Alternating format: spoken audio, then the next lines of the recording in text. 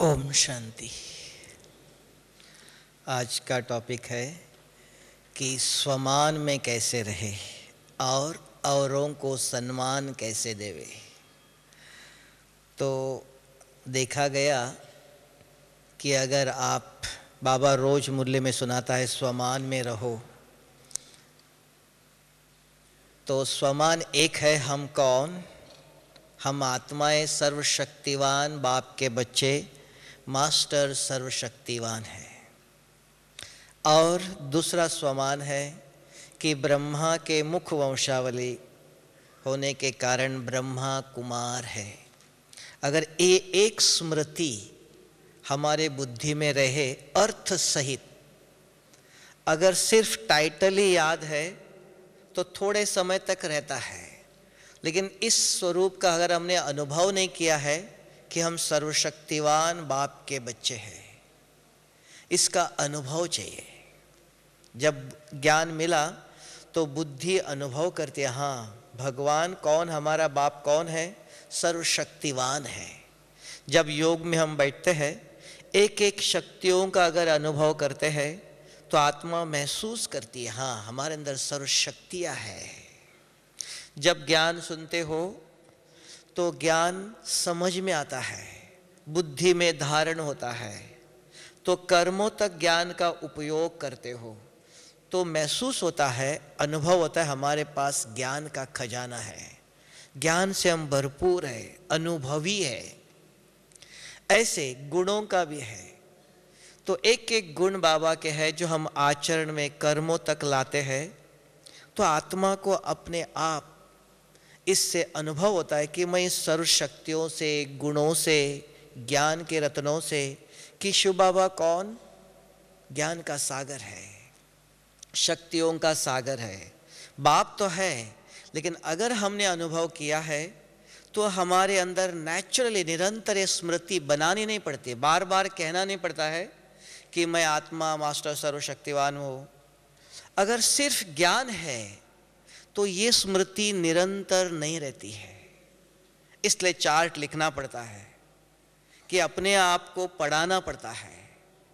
तो पढ़ाई हुई चीज़ ज्ञान के आधार से थोड़े समय तक रहती है, लेकिन उसको हमने समझकर अच्छी तरह से अनुभव किया है, योग में बैठकर योग की शक्तियों से अपने आप को भरपूर किया है, तो नेचुरल आत्मा का स्वधर्म है ये। आत्मा कौन सी है ये, सर्वशक्तिवान बाप का बच्चा हूँ मैं। ये अपने आप अंदर से, रात को आप सोए भी हो, किसी ने आपको पूछा आपका नाम क्या है, तो तुरंत आप बताएंगे कि मैं सर्वशक्तिवान बाप का बच्चा हूँ। जैसे लौकिक नाम है, कभी भूलते हैं क्या, नेचुरल स्मृति में रहता है ना। तो ऐसे अनुभव अगर आपने किया हुआ है तो ये निरंतर स्मृति में रहेगा। तो निरंतर स्मृति है तो अपने आप स्वरूप में भी आप रहते हो। योग में बैठो, अपने आप उसी स्वरूप में बहुत समय तक स्थित रह सकता है, तो वो आत्मा को अपने आप अंदर से भरपूर महसूस करता है। नहीं है तो अगर थोड़े समय जब बाबा मुरली सुनाता है या आप जब क्लास सुनते हो, पढ़ाई पढ़ते हो, उस समय स्मृति है, लेकिन जब आप कार्य व्यवहार में आते हो उस समय निरंतर स्मृति नहीं रहती है। क्यों? अनुभव नहीं किया है। इसलिए बाबा कहता है अनुभव की अथॉरिटी चाहिए, ज्ञान की अथॉरिटी नहीं। ज्ञान को जीवन में उपयोग करेंगे तो अनुभव की अथॉरिटी के अंदर एक नेचुरल खुशी रहती है, आत्मा अपने आप को भरपूर महसूस करती है, कहना नहीं पड़ता उसको, और उसकी निशानी है सदा आत्मा खुश भरपूर है। जब आत्मा भरपूर है, तृप्त है, तो किसी से भी किसी प्रकार की मान मिलना चाहिए, मुझे सम्मान देना चाहिए, औरों से इच्छा नहीं रखता है। तो भरपूर होने के कारण कोई भी सामने आता है, जिसको आप जानते हो, जिसको नहीं जानते हो, कोई भी व्यक्ति हो, अपने आप सम्मान आप देते हो, क्यों? आत्मा भरपूर है। किसी प्रकार की किसी भी व्यक्ति से आपके अंदर इच्छा नहीं है, मुझे इन्होंने कुछ देना चाहिए, हमें औरों से कुछ मिलना चाहिए। आज आप देख लो, हर एक इंसान किसी से भी मिलता है क्या चाहता है, औरों ने जो भी सामने आते उन्होंने मुस्कुराना चाहिए। कम से कम अपने बीके भाई बहनों से मिलते हो आप, इन्होंने ओम शांति भी नहीं किया है। तो हम औरों से कुछ चाहते हैं, क्यों कि हम भूल गए हम कौन हैं। हम दाता के बच्चे हैं। हमारा बाप कौन है? सर्वशक्तिवान, देने वाला है, विश्व को देने वाला है, दाता है। अगर हमने उस दाता से अपने अंदर सर्व शक्तियों से अपने आप को भरपूर किया, ज्ञान से भरपूर किया है, गुणों से भरपूर किया हुआ है, तो अपने आप रास्ते पर चलते फिरते किसी पर नज़र पड़ी तो बाबा ने बार बार इस साल कहा है कि क्या करना चाहिए बच्चों के खास इस साल खास कि बार बार दुआ दे दो। दुआ कौन दे सकता है? जो आत्मा स्वयं भरपूर है। अगर जिसने बाबा से हर प्रकार की दुआओं से अपने आप को भरपूर किया है तो औरों से, साधारण व्यक्ति से कभी भी कोई इच्छा नहीं रखता है कि मुझे इन्होंने ओम शांति कहना चाहिए, इन्होंने मुस्कुराना चाहिए, इन्होंने कुछ देना चाहिए। नहीं तो आज देखा गया हर एक व्यक्ति एक दूसरों से कुछ न कुछ इच्छा रखता है, और वो इच्छा पूरी नहीं होती है तो असंतुष्टता है, और भी आगे चलो तो क्रोध आता है। तो इसके बाद एक एक बढ़ता जाता है। कारण इच्छा है।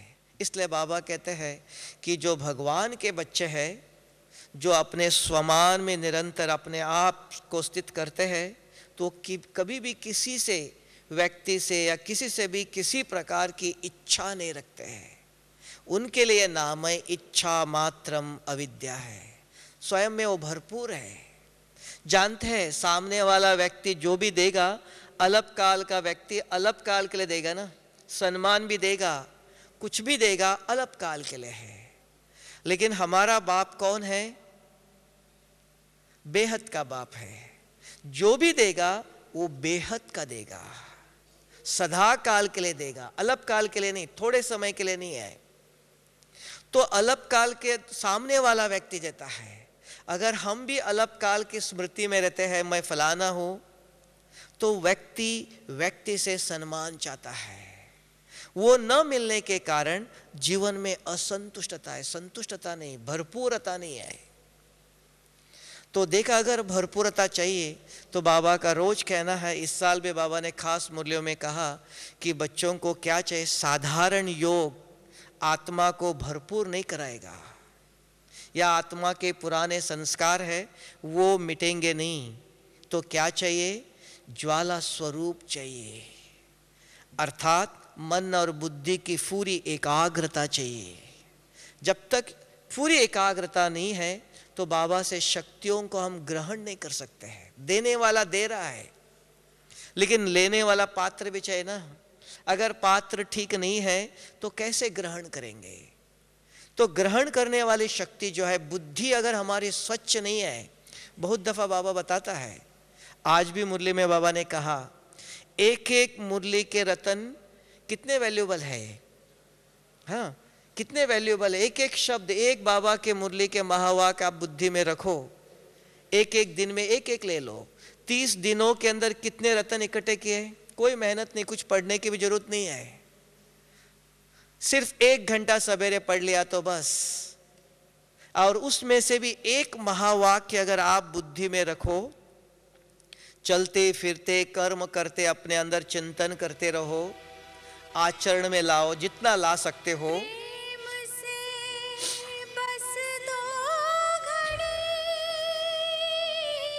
व्यक्ति से क्या मिलेगा जानता है, क्यों? दाता से सब कुछ लिया हुआ है। अगर दाता से कुछ लिया नहीं है तो सामने वाले व्यक्ति से कभी मान कभी शान, है ना। इसलिए बाबा ने इस साल बहुत अच्छी पॉइंट सुनाया कि बाबा ने मुरली में कहा, बच्चों को योग में कम इंटरेस्ट है, रुचि कम है। किस में ज़्यादा इंटरेस्ट है? सेवा में ज़्यादा इंटरेस्ट है। क्यों? सेवा में नाम शान मान पोजीशन सब मिलता है, और तुरंत मिलता है। अब भी सेवा करो, अब भी मिल जाता है, अब भी ताली बजती है ना, अब भी खुशी होती है। लेकिन बाबा कहता है कि हाँ, उसके अंदर क्या होता है कि पोजीशन, तेरा मेरा, ये सब आता है, संघर्ष है। लेकिन अगर योग है तो वो सेवा के अंदर भी किसी प्रकार की परिस्थितियां हो आने दो, उसको समा सकता है। तो पहले चाहिए योग के द्वारा आत्मा को भरपूर करना जरूरी है।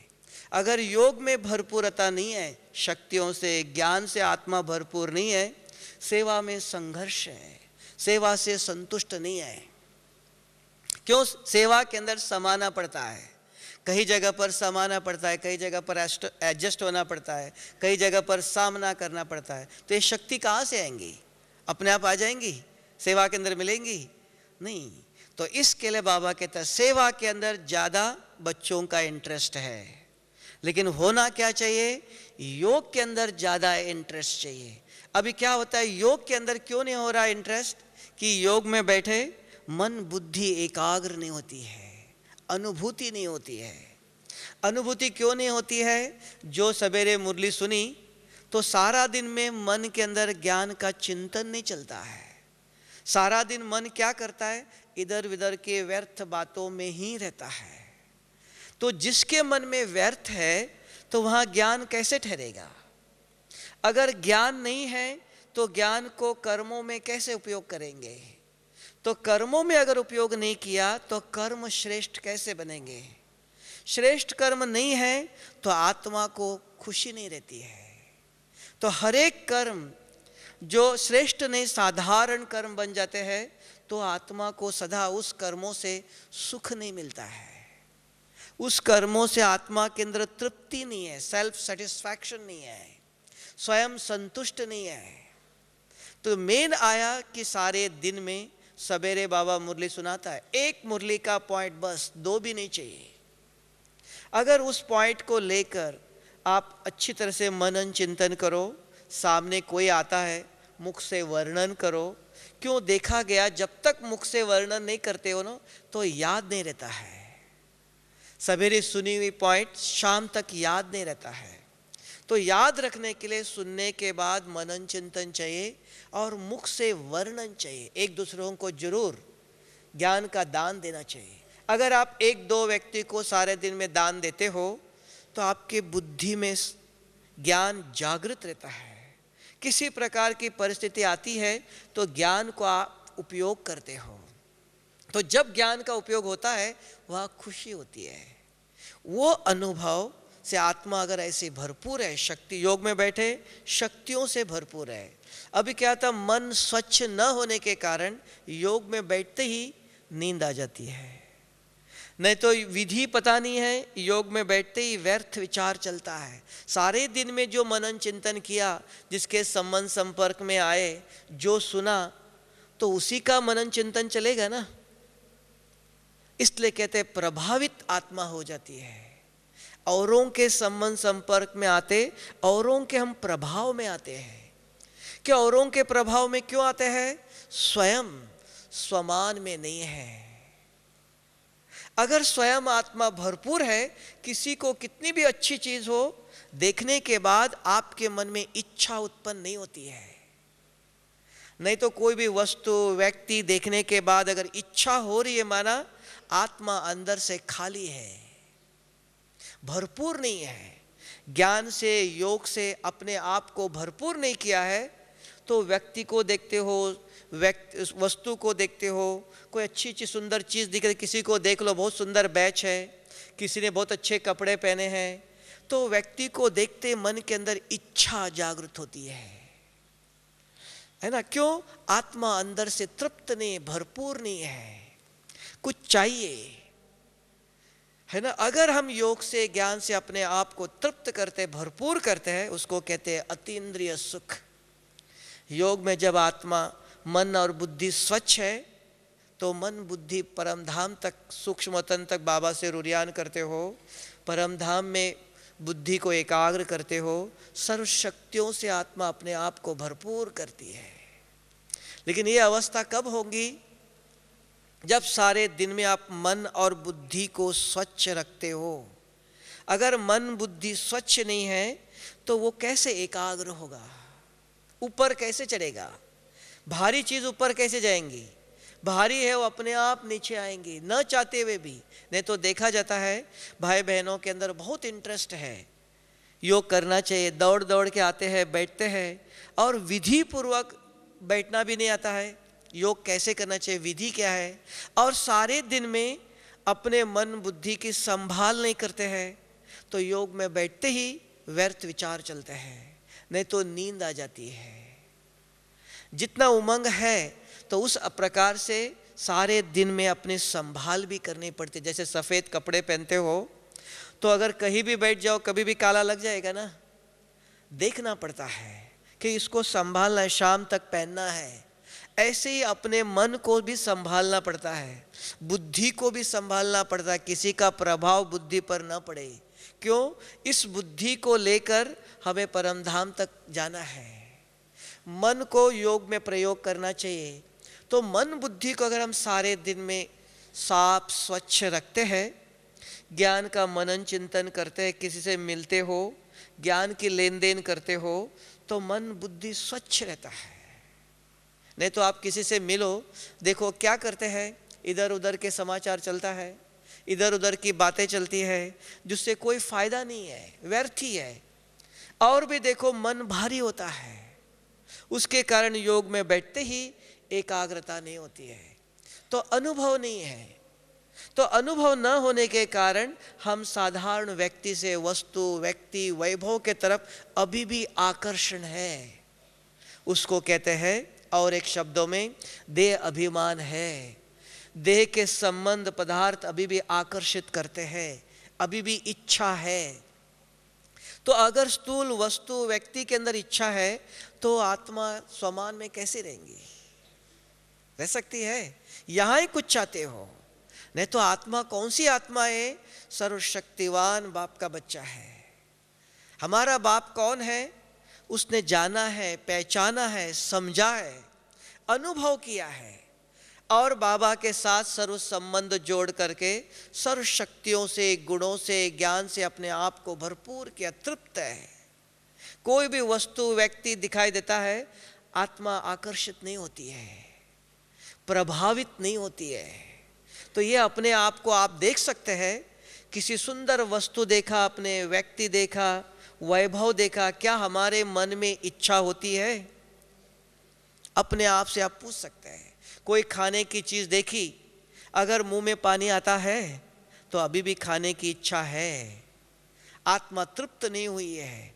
बाबा कहते हैं अभी अचानक वापस जाने की तैयारी चाहिए, मुक्ति धाम का गेट खोलना है। अगर हमारी अभी भी यहाँ भी आसक्ति है तो हम जाने के लिए तैयार नहीं है, अभी भी आत्मा तृप्त नहीं हुई है, यहाँ ही इच्छा है। अगर यहाँ इच्छा है, कल जाना भी पड़ जाए तो भी ऊपर नहीं जाएंगे, बार बार कौन याद आएगा? यहाँ के व्यक्ति, वस्तु याद आ जाएगा, तो बार बार नीचे खींच के आ जाएंगे, है ना? तो ये दुविधा है, संघर्ष है। बाबा ऊपर ले जाना चाहता है और बच्चों की इच्छा यहाँ है, नीचे है। इसलिए अपने आप को चेकिंग करना चाहिए, हमारे मन के अंदर किस प्रकार के विचार चलते हैं। व्यक्ति को देखते, वस्तु को देखते, खाने की वस्तु देखते, कहीं आसक्ति तो नहीं, इच्छा तो नहीं, हाँ एकदम आत्मा भरपूर नहीं होंगी। तो इसलिए बाबा ने कहा अपने आप को समझाते रहो, ज्ञान और योग का प्रयोग अपने ऊपर करना चाहिए।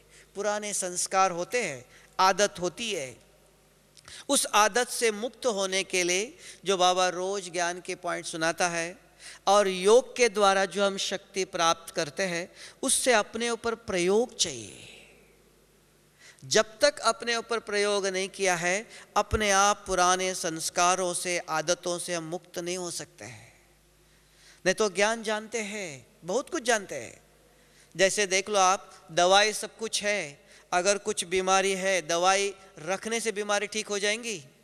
हमारे पास सब बहुत दवाइयाँ है, नहीं, दवाई समय पर विधि के अनुसार लेना पड़ेगा, तब जाके बीमारी से मुक्त होंगे। ऐसे आत्मा को भी 63 जन्मों के बहुत प्रकार के संस्कार हैं, बहुत प्रकार के आदत बन गई है। तो एक एक संस्कार को लेकर ज्ञान और योग का प्रयोग करते रहना चाहिए और देखना चाहिए कि अभी वो संस्कार कितना परसेंटेज हमारे अंदर है। और देखने का तरीका भी है। बाबा ने कहा अगर मुक्त हुए हो उसका प्रूफ क्या है? अगर आप कहेंगे कर्म बंधनों से मुक्त हुए हैं, सबसे भरपूर हो गए हैं, तो उसकी निशानी क्या है? तो एक हम देख सकते हैं, जब हम सोते हैं उसको कहा योग निंद्रा, एक भी बुरे संस्कार नहीं एमर्ज होते हैं। एक दिन नहीं, कम से कम 6 महीना 1 साल तक भी अगर जब हम सोते हैं एक भी बुरे संस्कार अगर एमर्ज नहीं होते हैं, कम से कम 6 महीना होना चाहिए, ज़्यादा से ज़्यादा 1 साल तक, तब आप कह सकते हो ज्ञान और योग के द्वारा हमने अपने संस्कारों को परिवर्तन किया है। क्योंकि दवाई लेते हैं तो उसका कोई प्रूफ चाहिए ना। दवाई लिया है तो हमारी बीमारी ठीक होनी चाहिए। अगर दवाई लेते जा रहे बीमारी ठीक हो ही नहीं रही है तो डॉक्टर चेंज करना पड़ेगा ना, या दवाई चेंज करनी पड़ेंगी। अगर ये राजयोग क्या है? ये राजयोग उसके है। बाप कौन है? ये पतित को पावन बनाने आया है ना। बहुत जन्मों के जो पुराने 5 विकारों के संस्कार बने हुए हैं, तो इस ज्ञान और योग से अपने आप के ऊपर प्रयोग करके हमें इनसे परिवर्तन करना है। और सर्वशक्तियों से आत्मा जब भरपूर होती है, ज्ञान से भरपूर, इतनी मुरलियाँ है, इतने बाबा ज्ञान सुनाते, अगर एक एक शब्द अच्छी तरह से शांति से स्वच्छ मन से बैठकर अगर हम स्टडी करते हैं, सब कुछ ज्ञान बाबा के मुरली के अंदर है और कोई किताबें पढ़ने की जरूरत नहीं है। जो बाबा मुरली के अंदर सुनाता है, आपको विश्व के किसी भी लाइब्रेरी में जाओ, कोई भी आपको ऐसा ज्ञान नहीं मिलेगा। किसी भी लाइब्रेरी में जाओ तो आत्मा का स्पष्टीकरण आपको कहीं भी नहीं मिलेगा। आत्मा क्या चीज़ है, कहाँ है, मन क्या है, बुद्धि क्या है, संस्कार क्या है, क्योंकि ये आध्यात्मिक ज्ञान किसी ने अब तक नहीं पढ़ाया है। तो इसलिए हमको बहुत कुछ किताबें, कभी कभी देखा गया बहुत इधर उधर की किताबें पढ़ते हैं, कोई फ़ायदा नहीं है, कुछ मिलने वाला नहीं है। सिर्फ बाबा की रोज की मुरली से आप एक ही महावाक्य ले लो बस, और आज सारे दिन में उसका मनन चिंतन करो, कल सवेरे दूसरा मिलेगा। कोई भी ऐसी संस्था नहीं है जहाँ रोज पढ़ाया जाता है। कथा होंगी, हफ्ते में 1 दफ़ा होंगी, 2 दिन में 1 दफ़ा होंगी, महीने में 1 दफ़ा होंगी। रोज बैठ कर के जो ज्ञान मिलता है उसमें से हम एक एक मुरली के एक ही पॉइंट लिया तो बस 30 दिन के अंदर 30 मुरली के पॉइंट्स के अनुभवी होंगे आप, बिना पढ़े हुए, है ना। रोज मुरली सुनते एक शब्द ले लो, अपने आप सारे दिन में कर्म भी करते रहो, सब कुछ करते हुए, उसके लिए अलग समय भी नहीं चाहिए। सब कुछ करते हुए अगर मनन चिंतन करते रहेंगे आप और उसका कर्मों में आचरण में लाओ। सामने वाला गुस्सा करता है, बाबा ने कहा गुस्सा नहीं करना चाहिए। हाँ, उसका स्वभाव संस्कार, उसका कर्म वो करेगा, उसका पार्ट वो बजाएगा। मेरा पार्ट क्या है, मेरा कर्म क्या है? अगर मैंने अच्छी तरह से समझा है मैं कौन और मेरा कर्म क्या है और मुझे क्या करना चाहिए और मुझे हमारे बाप ने हमको क्या पढ़ाया है, ये बुद्धि के अंदर अच्छी तरह से धारण होता है, समझ में आता है, स्वीकार करते हम, तो आचरण में लाते जाते हैं। तो आचरण में लाते लाते देखना आप ज्ञान अपने आप उपयोग करते हो, तो सामने परिस्थिति ऐसी आएंगी, आप सामना करते हो, सहन करते हो, तो शक्ति का उपयोग कर रहे हो, ज्ञान का उपयोग कर रहे हो, तो पता चलता है कि हमारे अंदर ऐसी शक्तियां हैं, हमारे अंदर ये ज्ञान है, ऐसी परिस्थिति आ जाए हम सहन कर सकते हैं। तो आपको अपने आप स्वमान आता है कि हमारे पास ये शक्तियां हैं, ये गुण है, ये ज्ञान है, ये निरंतर, इसको कोई आपको अपने आप को पढ़ाना नहीं पड़ता है कि मैं सर्वशक्तिवान बाप का बच्चा हूँ, मास्टर सर्वशक्तिवान हूँ, मैं ब्रह्मा कुमार हूँ, हाँ मैं आदि देव हूँ। तो ऐसे अपने आप को स्वमान देने की जरूरत नहीं है, ये आर्टिफिशियल लगता है। अपने आप को पाठ पढ़ाना, पढ़ाएंगे थोड़े समय रहेगा, निरंतर नहीं रहता है। अगर इस प्रकार आप अपने आप को भरपूर करते हो तो आपको पढ़ाना नहीं पड़ता है, चलते फिरते भी आपके अंदर अपने आप वो दिखाई देता है, आपको भी अनुभव होता है और सामने वाले को भी अनुभव होता है इनके पास कुछ है, ये भरपूर आत्मा है, तृप्त आत्मा है, कहीं भी हमारी नजर जाती नहीं है। किसी को भी देखते हमारे मन में अंदर इच्छा नहीं होती है, विचार नहीं चलता है, आत्मा तृप्त है, भरपूर है, ऐसी अवस्था चाहिए। इसको कहते हैं कि स्वमान में निरंतर स्थित है, पढ़ाने से नहीं।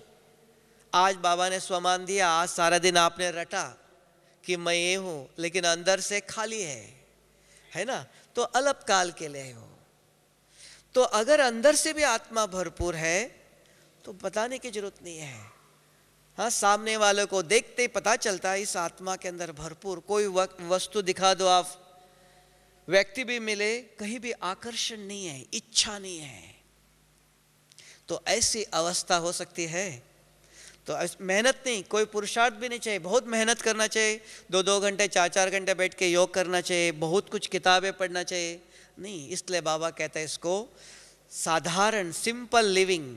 देखने में साधारण है, पढ़े लिखे हुए भी नहीं है, लेकिन विचार कैसे है, धारणा कैसी है, simple living and high thinking कहते हैं उसको।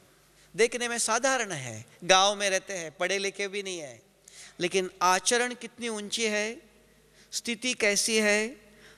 हाँ, तो इस पढ़ाई से क्या बनने वाले हैं, आज बाबा ने बहुत सुंदर बात बताई कि बच्चे ये जो पढ़ाई है क्या करेंगे, आपको 21 जन्मों के लिए प्राप्ति देंगी, है ना। आज की जो पढ़ाई है तो ये मुरली के द्वारा, पढ़ाई के द्वारा हम 21 जन्मों के लिए प्राप्ति प्राप्त कर रहे हैं, सिर्फ एक जन्म के लिए नहीं है। उस पढ़ाई में कितना घंटा पढ़ना पड़ता है, और प्राप्ति एक जन्म के लिए है। तो ये समझ है इस पढ़ाई से हमें क्या मिलने वाला है, और उस पढ़ाई में हमें कितना समय देना चाहिए, ये स्वयं को निर्णय करना चाहिए। तो ये कौन सी पढ़ाई है और पढ़ाने वाला कौन, तो ये जब निश्चय बैठ जाता है तो अब एक एक शब्द अंदर धारण हो जाते हैं।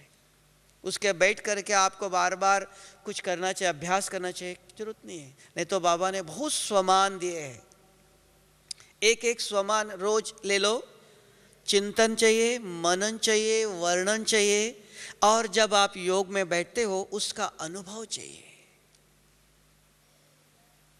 अगर अनुभव नहीं है, सिर्फ ज्ञान है, इसलिए कि ज्ञान की अथॉरिटी नहीं है, अनुभव की अथॉरिटी है, और वो बनी रहती है सदाई। तब कहते हैं कि मास्टर सर्वशक्तिवान है। योग में बैठकर अगर आप एक एक शक्तियों का अनुभव करो, बाप पवित्रता का सागर है, प्रेम का सागर है, आनंद का सागर है। हाँ है, बाबा के पास है वो, लेकिन वो शक्तियाँ हम अंदर है, तो आप महसूस करते हो मैं आत्मा भी उस बाप का बच्चा हूँ, ये स्मृति निरंतर रहती है। तो ऐसे तृप्त आत्मा बनना चाहिए। हो सकता है ऐसा, पुरुषार्थ मेहनत तो नहीं है। बाबा कहता है बच्चों को बाप मेहनत नहीं सिखाता है। अगर ऐसे नशा है, अनुभव करते उसकी निशानी है, तो बाबा ने जो कहा, चलते फिरते औरों को दुआ दे दो। हमारे मन से निरंतर क्या निकलता है, किसी को देखते ही दुआ निकलती है ना, रहम आता है, किसी को देखते रहम आता है, हमें कुछ देना चाहिए। देने की इच्छा किसको होती है, जो आत्मा स्वयं भरपूर है, तृप्त है। अगर स्वयं के अंदर इच्छा है तो उसको कहो औरों को कुछ दे दो, कैसे देगा, उसके पास ही नहीं है, उसको ही औरों से चाहिए तो कैसे देगा। तो दाता वही बन सकता है जो स्वयं भरपूर है। इसलिए बाबा ने इस साल बहुत सुंदर एक बात बताई थी, महावाक्य सुनाया कि बाबा ने कहा अगर आपको कोई एक गलत शब्द बोलता है तो क्या करना चाहिए, क्या करना चाहिए, तो 10 गुना आप उसको दुआ दे दो। तो हमारे अंदर जो एक गलत शब्द गया तो वो आप अपने आप को मिटा सकते हो। अपने अंदर जो गया उसको मिटाना है, जो उसने किया तो उसको पुरुषार्थ करना पड़ेगा उसके अंदर से संस्कार को मिटाने के लिए। अगर हमने नहीं किया तो वो हम सारे कलप ले जाएंगे कि आत्मा संस्कार ले जाती है, फिर बदले की भावना आती है, अरे इन्होंने ऐसा किया था उसको ऐसा करना चाहिए, है ना। तो आत्मा के अंदर संस्कार रहता है, अंदर भर जाता है, आप चाहो या नहीं चाहो। जैसे देखो सुगंध है, आपको पूछता है क्या कि अंदर घुसूं या नहीं घुसूं।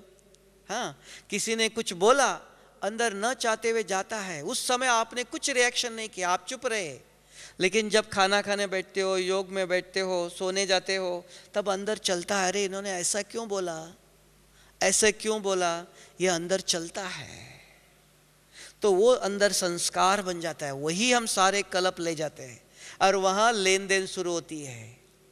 अगर ऐसे संस्कारों को मिटाना है, समझदार व्यक्ति, बाबा ने बहुत सुंदर एक तरीका बताया कि आप बैठकर चलते फिरते जब जब याद आती है तो 1 का 10 गुना दुआ दे दो,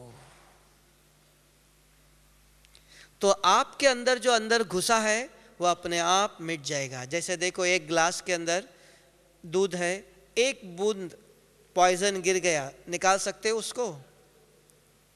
1 बूंद विष का गिर गया, उसको निकाल सकते हैं?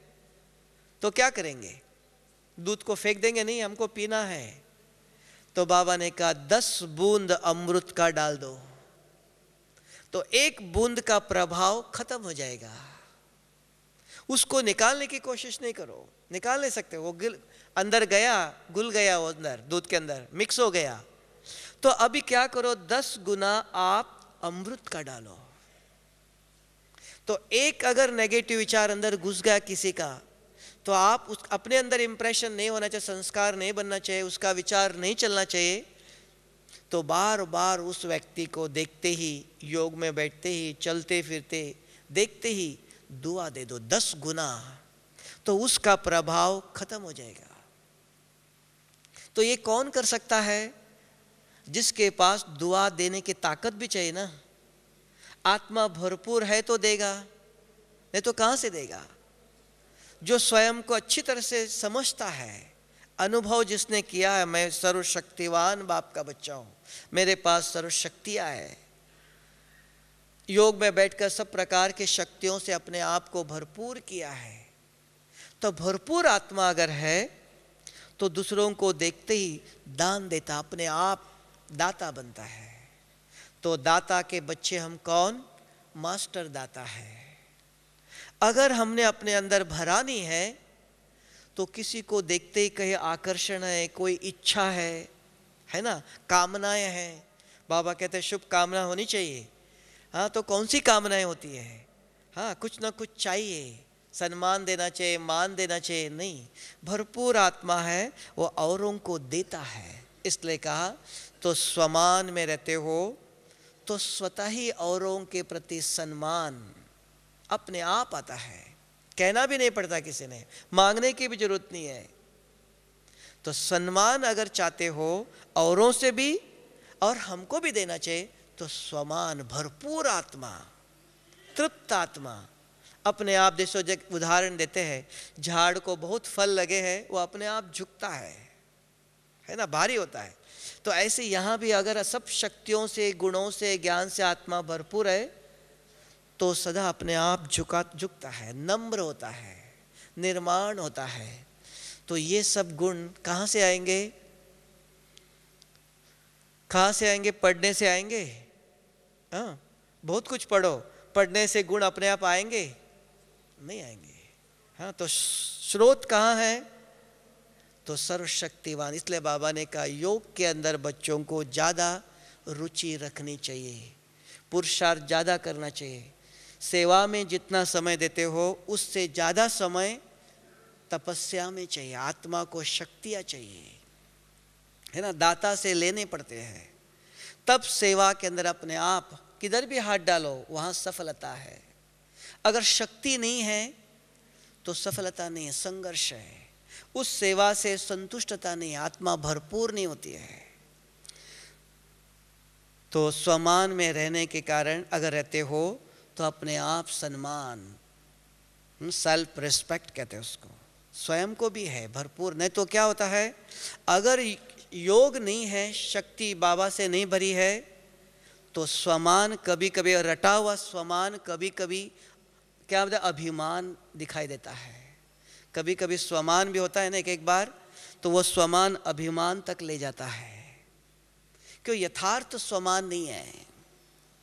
यथार्थ स्वमान योग में बैठ के सर्व शक्तियों से आत्मा को आपने भरपूर किया है, तो वो स्वमान कभी भी अहम नहीं दिखाई देता है, रोब नहीं दिखाई देता उससे। नहीं तो स्वमान कभी कभी क्या दिखाई देता है, देखने में आता है, अभिमान दिखाई देता है उससे कि भरपूर नहीं, अंदर से खाली है। तो वो नहीं होना चाहिए, ज्ञान युक्त नहीं होना चाहिए, शक्तिशाली होना चाहिए। तो अनुभव की अथॉरिटी ही आत्मा को भरपूर कर देती है। तो ऐसे कर सकते हैं। अभी बहुत क्लासेस मिलेंगे, बहुत बाबा के पॉइंट्स मिलेंगे। तो 2-3 दिन यहाँ रहते हो तो एक एक बाबा के महावाक्य ले लो। क्या होता है, बाहर जाने के बाद बाहर का वातावरण अलग है, तो ये वातावरण अच्छा है। इस वातावरण में कोई काम नहीं है, हम आए हैं अपने अंदर भरने के लिए। नहीं तो देखा गया यहाँ आने के बाद इधर उधर जाते, मार्केट में गए, घूमने गए, तो ये कौन सा स्थान है? सबसे बड़ा तीर्थ स्थान है यहाँ, है ना। यहाँ कुछ भरने के लिए आए हैं, तो साधना करने के लिए है, न कि घूमने फिरने का स्थान है ये, है ना। तो ऐसे स्थान पर आकर के अपनी झोली भरनी चाहिए कि बाबा ने इस साल बार बार कहा, बच्चे कभी भी अचानक जाना होगा तो जाते समय क्या ले जाएंगे? अगर कोई इच्छा है तो जा भी नहीं सकेंगे, बार बार इच्छा यहाँ की है, ऊपर जा नहीं सकेंगे कि मुक्ति धाम का गेट खोलना है। तो अपने आप को स्वच्छ भी करना पड़ेगा। तो थोड़ा सा समय बाबा ने दिया है, उसको साधना में उपयोग करो, न कि इधर उधर बातों में, इधर उधर लेन देन में समय चला गया तो अंत में लगता है कि अरे हमारे पास हाथ खाली है, क्या ले जाएंगे?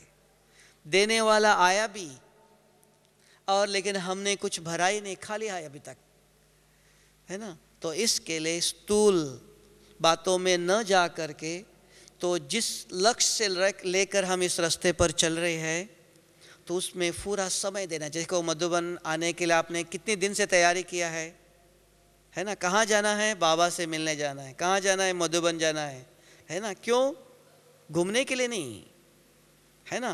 नहीं तो वहाँ भी घूम सकते हो, कभी भी घूम सकते हो, बाबा से मिलने आए तो समय उसी में ज़्यादा देना चाहिए। तो अगर ऐसे अभ्यास करते हो थोड़े समय के अंदर अपने आप को भरपूर कर सकते हैं। ठीक है। ओम शांति।